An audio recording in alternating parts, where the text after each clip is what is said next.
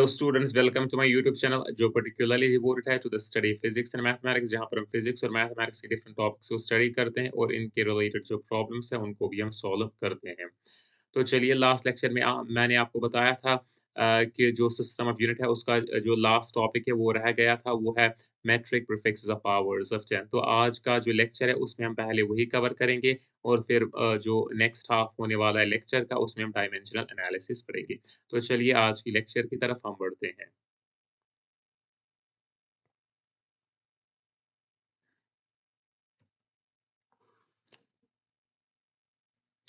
तो चलिए जैसा कि आपको पता ही है कि हम यहाँ पर फिजिकल वर्ल्ड और मेजरमेंट पढ़ रहे हैं। फिजिकल वर्ल्ड और मेजरमेंट पढ़ रहे हैं और यहाँ पर हमने सिस्टम ऑफ यूनिट का जो सेक्शन है वो पहले उठाया था। सिस्टम ऑफ यूनिट का जो सेक्शन था वही हम डिस्कस कर रहे थे। कुछ जो लास्ट के 3-4 लेक्चर्स है उसमें हमने इसी के बारे में डिस्कशन किया है। तो इसका जो लास्ट टॉपिक यहाँ पर रह गया था वो है metric prefixes of powers of 10। तो प्रीफिक्स का मतलब होता है प्रीफिक्स जो पहले फिक्स हो, जो यहाँ पर फिक्स हो, पहले किसी चीज़ के स्टार्टिंग में जो फिक्स हो उसको कहते हैं प्रीफिक्स। तो यही मेट्रिक प्रीफिक्स पावर्स ऑफ 10 को आज हम स्टडी करेंगे। तो पहले हम टेक्स्ट को रीड थ्रू करेंगे ताकि कुछ अंडरस्टैंडिंग हमें डेवलप हो कि जो ये प्रीफिक्स पावर्स ऑफ 10 है ये किसके लिए हम यूज़ करते हैं। तो हम कहेंगे कि whose द फिजिकल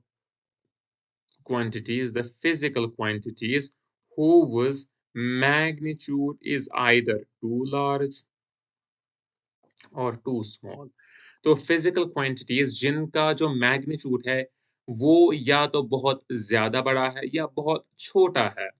तो इन्हीं फिजिकल क्वांटिटीज को कन्वीनियंटली रिप्रेजेंट करने के लिए इनको कन्वीनियंटली रिप्रेजेंट करने के लिए या पुट फॉरवर्ड करने के लिए हम क्या करते हैं, हम एक्सप्रेस करते हैं इसको मोर कंपैक्टली। और ये मोर कंपैक्टनेस हम किस तरीके से हासिल करते हैं, हम प्रीफिक्सेस का इस्तेमाल करते हैं, हम सर्टेन प्रीफिक्सेस का इस्तेमाल करते हैं जिससे हम इस कंपैक्टनेस को अचीव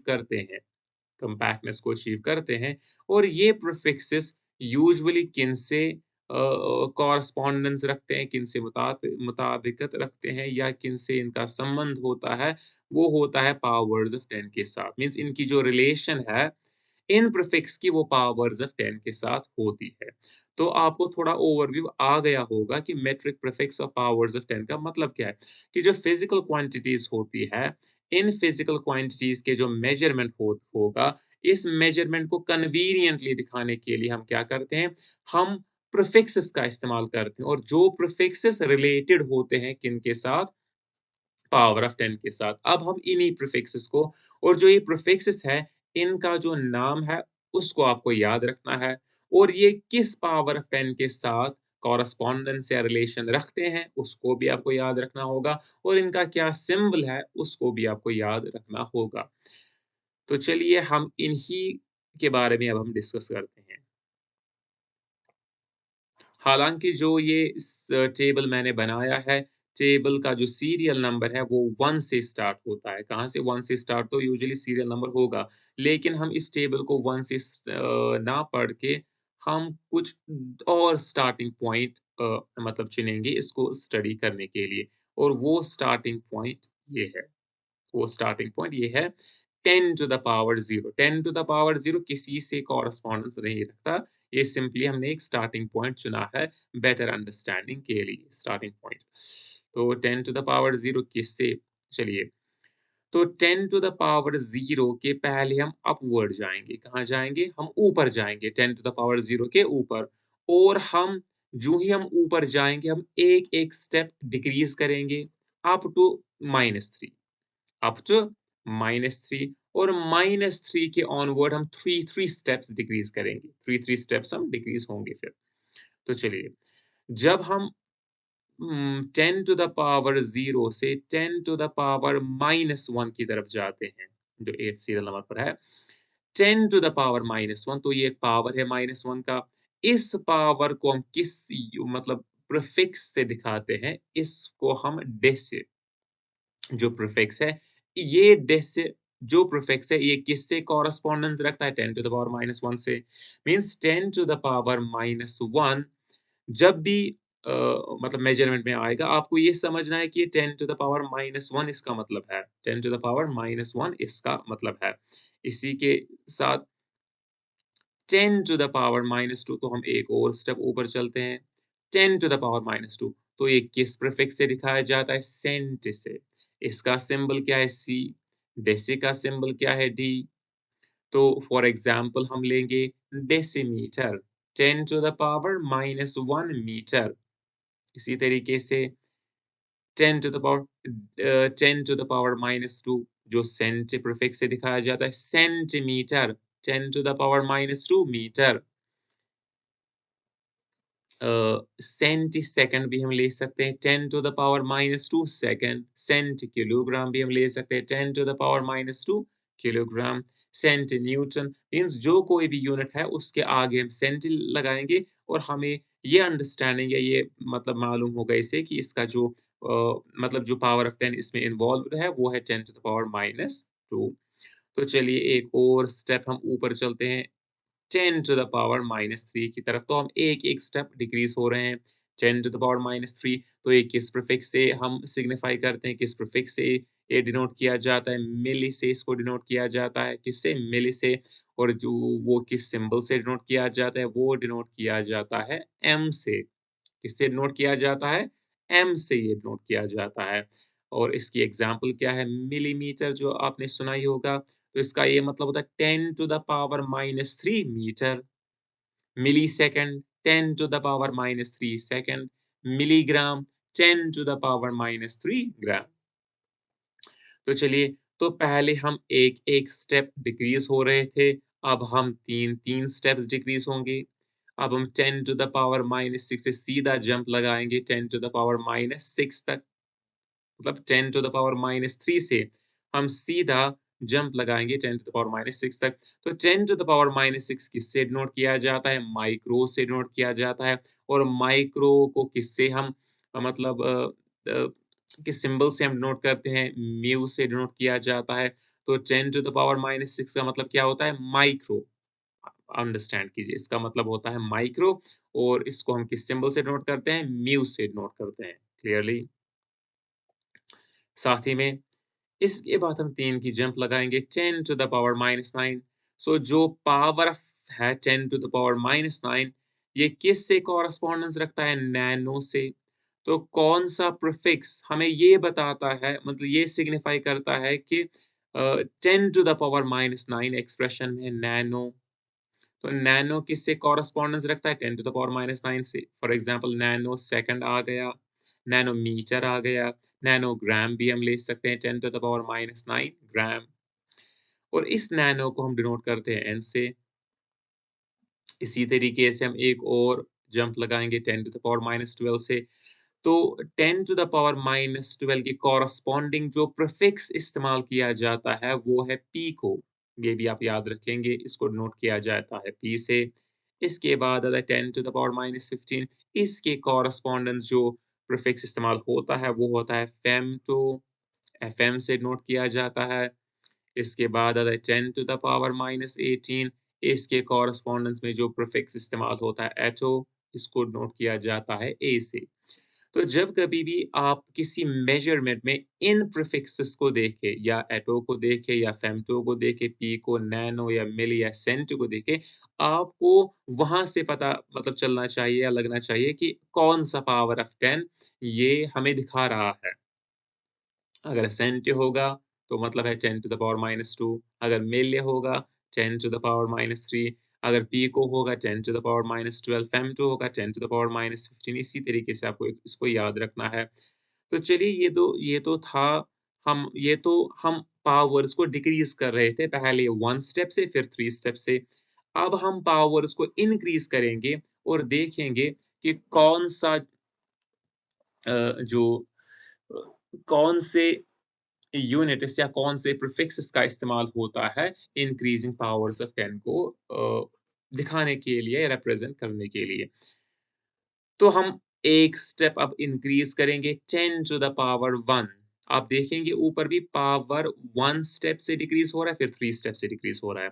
यहाँ पर पावर 1 स्टेप से इंक्रीज़ होगा, 10 टू द पावर 1। ये किससे डिनोट किया जाता है? ये डेका से डिनोट किया जाता है। और उसको किससे डिनोट किया जाता है? डीए सिंबल से डिनोट किया जाता है। इसके बाद 10 टू द पावर 2 ये किससे डिनोट किया जाता है? हेक्टो से डिनोट किया जाता है और इसके कॉरेस्पॉन्डिंग जो सिंबल होता है वो एच होता है। आपको याद रखना है hecto 10 to the power 2 hectometre मतलब 10 to the power 2 metre. Hecto kilogram 10 to hecto kilogram नहीं किलोग्राम, हेक्टोग्राम हेक्टोग्राम इसका मतलब होता है 10 to the power 2 ग्राम क्योंकि किलोग्राम खुद एक प्रीफिक्स फॉर्म में होता है। तो इसलिए हेक्टोग्राम ना कि हेक्टो किलोग्राम। किलोग्राम एक बेसिक यूनिट नहीं हो बेसिक यूनिट तो होता है, लेकिन किलोग्राम में खुद प्रीफिक्स होता है। किलोग्राम ही एक ऐसा यूनिट है जो प्रीफिक्स वाला है। फॉर एग्ज़ाम्पल मीटर इसमें प्रीफिक्स कोई नहीं है। सेकंड इसमें कोई प्रीफिक्स नहीं है। लेकिन किलोग्राम इसमें किलो का प्रीफिक्स आता है ग्राम को, वो जो आप देखेंगे। इसके बाद हम हेक्टो से नीचे आएँगे 10 टू द पावर 3 इसको हम डिनोट करते हैं किलो से और इसका जो यूनिट है वो है के उसका यूनिट एच था kilogram 10 to the power 3 gram 10 to the power 3 gram kilo second 10 to the power 3 second kilometre 10 to the power 3 metre easily आप अंडरस्टैंड कर सकते हैं। सो इसके बाद हम 3 की जंप लगाएँगे 10 to the power 6 इसको डिनोट किया जाता है मेगा से। किससे? मेगा और उसका सिंबल होता है एम। आपने सुना होगा मेगावाट को आप वॉट यूनिट होता है पावर का। सो मेगा का मतलब हुआ 10 टू द पावर 6 वॉट तो अंडरस्टैंड हुआ क्लियर तो ये तो था 10 टू द पावर 6 तो चलिए अब हम इस टेबल को आगे ले जाते हैं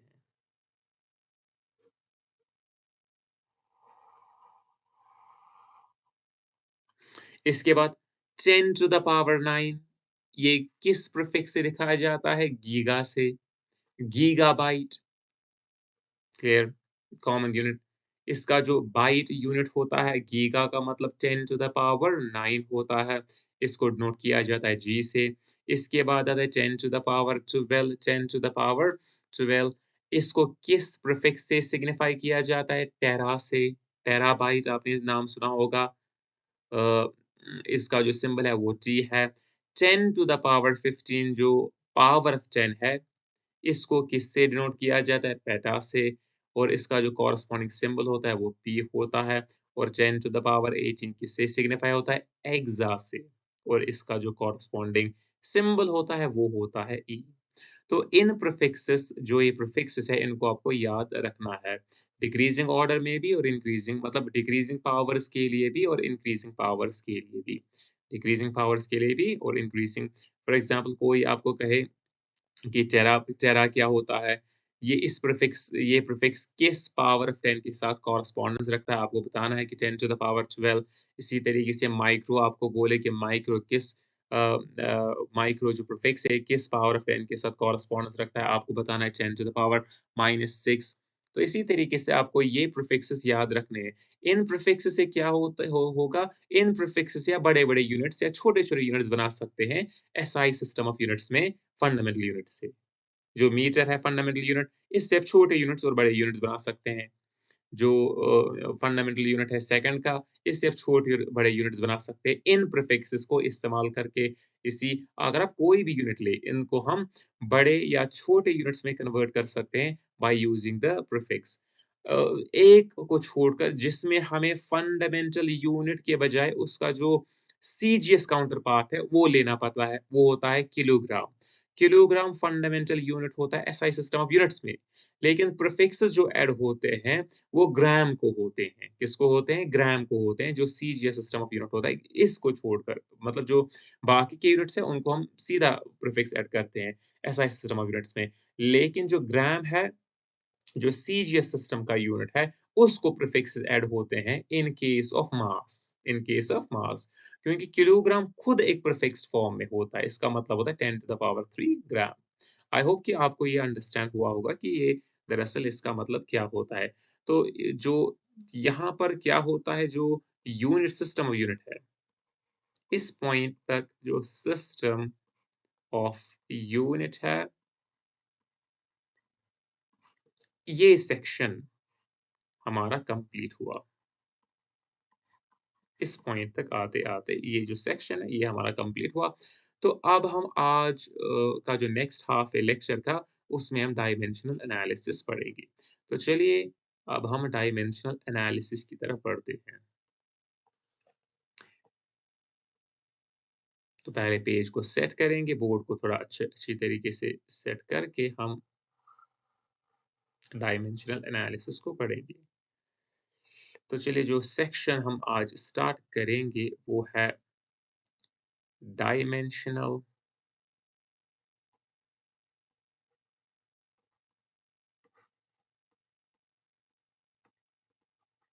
डायमेंशनल एनालिसिस। जो ये सेक्शन है ये हम स्टार्ट करेंगे। तो इस डायमेंशनल एनालिसिस को अंडरस्टैंड करने से पहले हम कुछ थोड़ा-सा हम टेक्स्ट लिखेंगे, ताकि थोड़ा-सा ओवरव्यू मिले कि ये डायमेंशनल एनालिसिस दरअसल होता क्या है। तो हम कहेंगे तो ये एनालिसिस होता है डायमेंशंस का, एनालिसिस होता है डायमेंशंस का, तो हमें पहले डायमेंशंस, तो हम कहेंगे in a dimensional analysis, in dimensional analysis in dimensional analysis, the seven fundamental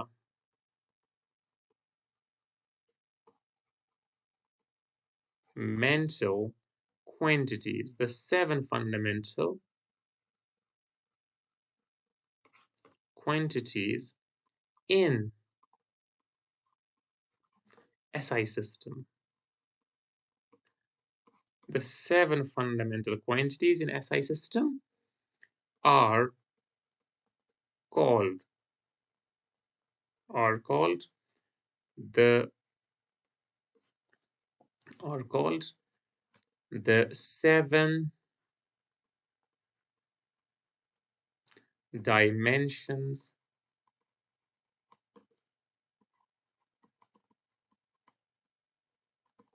of physical world and are denoted as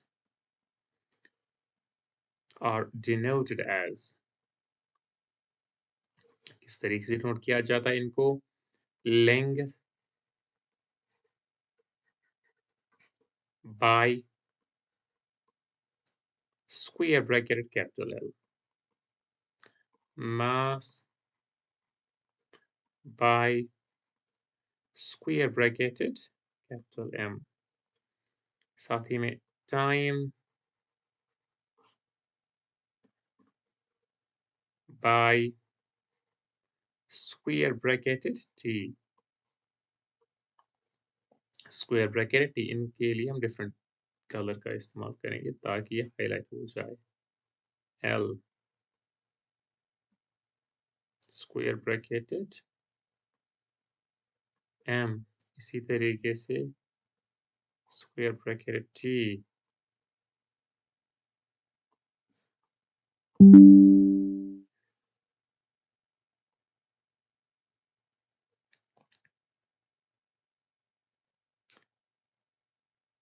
इसी तरीके से आता है टाइम, इसके बाद जो लेंथ, मास, टाइम, टेम्परेचर,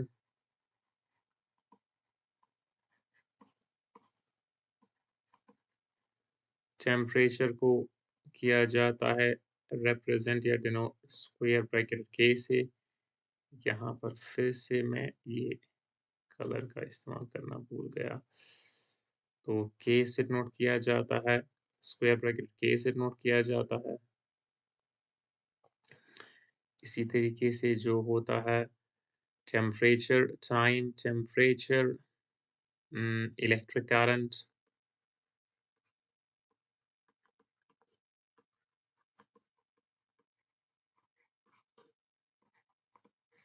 को डिनोट किया जाता है स्क्वायर ब्रैकेटेड ए से इसको डिनोट किया जाता है temperature luminous intensity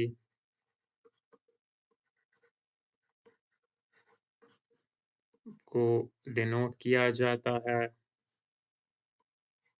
square bracketed candela C D से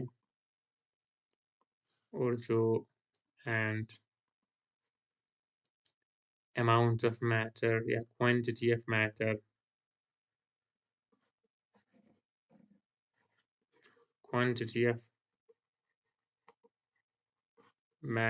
को डिनोट किया जाता है बाय किससे डिनोट किया जाता है क्वांटिटी ऑफ मैटर को एम ओ एल से तो थोड़ा सा ओवरव्यू मिलता है इससे कि डायमेंशनल एनालिसिस में दरअसल होता क्या है तो सिंपली हम कहेंगे कि डायमेंशनल एनालिसिस में कहाँ पर डायमेंशनल एनालिसिस में जो 7 फंडामेंटल क्वांटिटीज होती है जो 7 fundamental quantities SI system of unit में हमने देखा जो 7 फंडामेंटल क्वांटिटीज है एसआई सिस्टम की उनको डायमेंशनल एनालिसिस में 7 डायमेंशंस ऑफ फिजिकल वर्ल्ड कहते हैं क्या कहते हैं 7 डायमेंशंस ऑफ फिजिकल वर्ल्ड कहाँ पर डायमेंशनल एनालिसिस में उन 7 फंडामेंटल क्वांटिटीज को 7 डायमेंशंस ऑफ फिजिकल वर्ल्ड कहते हैं डायमेंशनल एनालिसिस में और उनको डिनोट किया जाता है इस तरीके से जो लेंथ है उसको स्क्वायर ब्रैकेट एल से डिनोट किया जाता है डायमेंशनल एनालिसिस में जो मास है उसको डिनोट किया जाता है स्क्वायर ब्रैकेट एम से इसी तरीके से टाइम को डिनोट किया जाता है स्क्वायर ब्रैकेट टी से टेम्परेचर को डिनोट किया जाता है स्क्वायर ब्रैकेट के से इलेक्ट्रिक करंट को डिनोट किया जाता है स्क्वायर ब्रैकेट ए से साथ ही में जो ल्यूमिनस इंटेंसिटी है इसको डिनोट किया जाता है स्क्वायर ब्रैकेट सी डी से और क्वांटिटी ऑफ मैटर को डिनोट किया जाता है स्क्वायर ब्रैकेट एम से आपको ये रिप्रेजेंटेशन डायमेंशनल एनालिसिस में इन फिजिकल क्वांटिटीज की आपको याद रखना है कि डायमेंशनल एनालिसिस में लेंथ को रिप्रेजेंट या डिनोट किया जाता है स्क्वायर ब्रैकेट एल से मास को स्क्वायर ब्रैकेट एम से टाइम को स्क्वायर ब्रैकेट टी से जो टेम्परेचर है स्क्वायर ब्रैकेट के से इसी तरीके से इलेक्ट्रिक करंट स्क्वायर ब्रैकेट ए और सो ऑन यहाँ पर जो कि हम क्लासिकल मैकेनिक्स पढ़ रहे हैं तो जो मेनली हम फिजिकल क्वांटिटीज या फंडामेंटल क्वांटिटीज को यूज करेंगे वो होगा लेंथ मास और टाइम लेंथ मास कभी कभार इन क्वांटिटीज को भी इंट्रोड्यूस किया जाएगा लेकिन मेनली हम इन ही 3 क्वांटिटी से डील करेंगे मास लेंथ और टाइम से मास लेंथ और टाइम से हम डील करेंगे तो चलिए आज हम पहले एक डेफिनेशन पढ़ेंगे और इस लेक्चर को हम उसी तक लिमिट करेंगे। तो वो कौन-सी डेफिनेशन है? वो है डायमेंशंस ऑफ फिजिकल क्वांटिटी कि डायमेंशन क्या होते हैं? Dimension of physical quantity physical quantity dimensions of physical quantity जब मैं यहाँ पर फिजिकल क्वांटिटी का वर्ड इस्तेमाल कर रहा हूँ इसका मतलब होता है derived physical quantity mainly derived physical quantities तो चलिए इसको हम लिखते हैं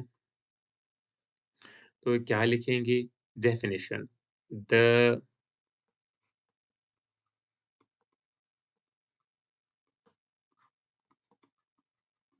dimension of a physical quantity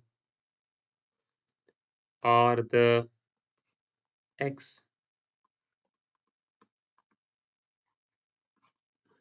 exponents or powers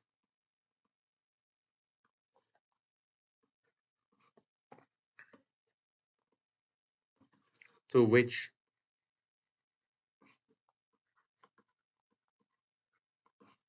the units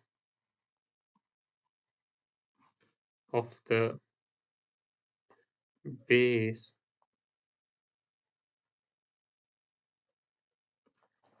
quantities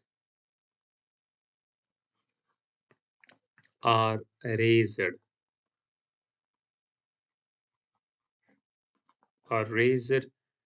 to represent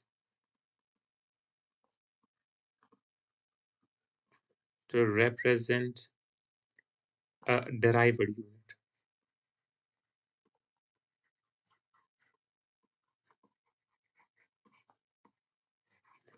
of that physical quantity.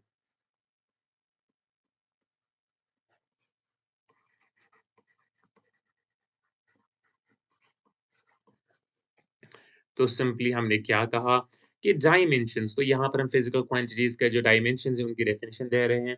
तो सिंपली कह रहे हैं कि डायमेंशंस किसी भी फिजिकल क्वांटिटी के जो डायमेंशंस होते हैं किसी भी मेनली डेराइव्ड फिजिकल क्वांटिटी के जो डायमेंशंस होते हैं, ये दरअसल एक्सपोनेंट्स होते हैं या कह सकते हैं ये पावर्स होते हैं। तो डायमेंशंस दरअसल क्या होते हैं? किसी भी जो डेराइव्ड फिजिकल क्वांटिटी होती है उसके डायमेंशंस क्या होते हैं? वो डायमेंशंस दरअसल पावर्स होते हैं या एक्सपोनेंट्स होते हैं, जिन एक्सपोनेंट से हमें यूनिट्स लेकिन कौन से यूनिट्स? बेस क्वांटिटीज़ के यूनिट्स।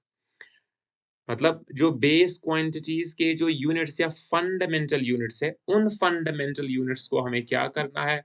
उन फंडामेंटल यूनिट्स को हमें पहले रेज़्ड करना है। रेज़ पावर करना है इन्हीं एक्सपोनेंट से ताकि हमें डेराइव्ड यूनिट मिल सके उस फिज़िकल क्वांटिटी का। तो डायमेंशन सिंपली एक्सपोनेंट्स होते हैं। ये दरअसल डायमेंशन दरअसल एक्सपोनेंट्स होते हैं जिन जिन एक्सपोनेंट्स डायमेंशंस दरअसल एक्सपोनेंट्स होते हैं जिन एक्सपोनेंट से हमें बेस या फंडामेंटल यूनिट्स को पावर करना होता है ताकि हमें डेराइव्ड यूनिट्स मिल सके। ये सिंपल सी डेफिनेशन है किनकी? डायमेंशंस की। एक एग्जांपल हम लेंगे। एक एग्जांपल हम कौन सी लेंगे? हम वॉल्यूम की एग्जांपल लेंगे या हम सिंपली वेलोसिटी की एग्जांपल लेंगे। तो एग्जांपल हम क्या लेंगे? वेलोसिटी की एग्जांपल लेंगे। वेलोसिटी की एग्जांपल, वेलोसिटी होता है displacement displacement over time displacement over time simply. तो इसका ये मतलब हम इस तरीके से लिख सकते हैं कि डिस्प्लेसमेंट क्या होती है डायमेंशनल एनालिसिस में डिस्प्लेसमेंट को किस तरीके से रिप्रेजेंट किया जाता है? ये लेंथ होती है तो इसको रिप्रेजेंट करेंगे स्क्वायर ब्रैकेट एल से और टाइम को किस तरीके से रिप्रेजेंट किया जाता है? स्क्वायर ब्रैकेट टी से। इसका ये मतलब हुआ कि जो वेलोसिटी का जो डिराइव्ड यूनिट है वो हम इस तरीके से लिख सकते हैं m0 L1 तो वेलोसिटी को हम इस तरीके t-1 तो हम कहेंगे कि जो डायमेंशन है किसका? वेलोसिटी का वो क्या है? ये डायमेंशन 1 है, ये डायमेंशन 0 है लेकिन किस में? मास में। ये डायमेंशन 1 है लेकिन किस में? लेंथ में। और ये डायमेंशन -1 है लेकिन किस में? टाइम में। क्लियर? तो ये सिंपली डायमेंशंस होते हैं। आई होप कि जो आज का लेक्चर है ये आपको पसंद आया होगा। तो मिलते हैं नेक्स्ट लेक्चर में विद द नेक्स्ट टॉपिक। तब तक के लिए टाटा बाय बाय।